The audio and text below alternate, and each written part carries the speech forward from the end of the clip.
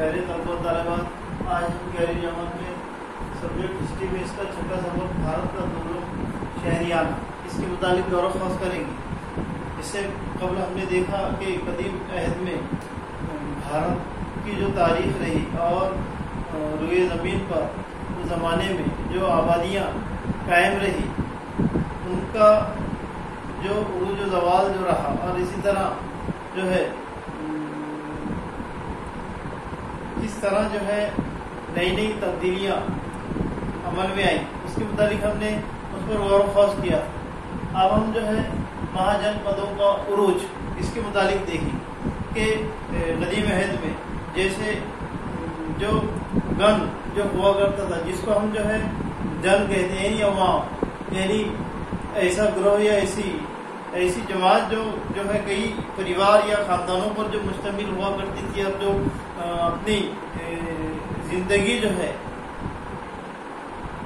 بخوبی خوبی انجام دیتے تھے، گزارتے تھے۔ اب اس طرح جو ہے پریوار بڑھتے گئے اور کس طرح جو ہے گن جو ہے یہ جن میں تبدیل ہوئے اور اس سے جو ہے جن پد یہ عمل میں آئی۔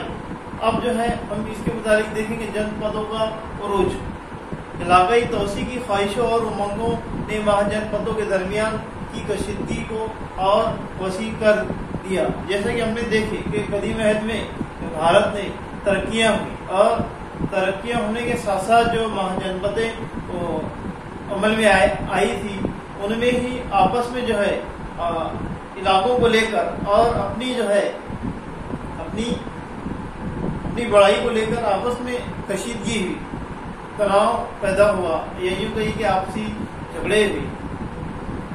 اس کشمکش میں کچھ جنپد دوسرے جنپدوں سے زیادہ طاقتور ثابت ہوئے۔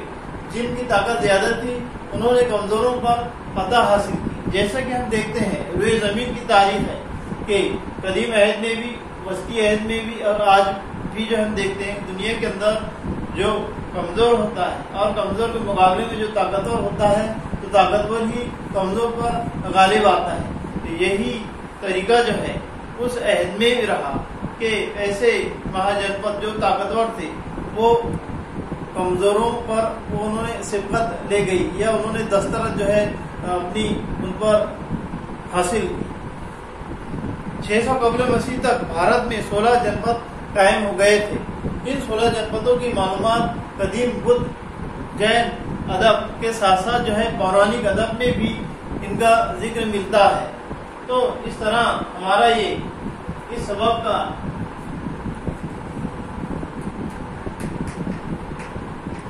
سے اول یہی ختم ہوا۔